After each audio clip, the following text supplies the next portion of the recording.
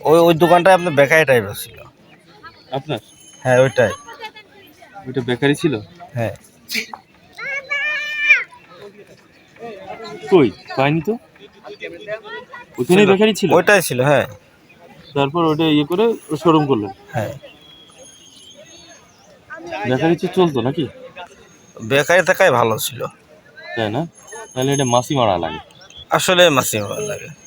আর বর্তমান মানুষের গেস্ট যে আসলেই ওই অবস্থা, চা খাওয়া এ খাওয়া প্রতিদিন।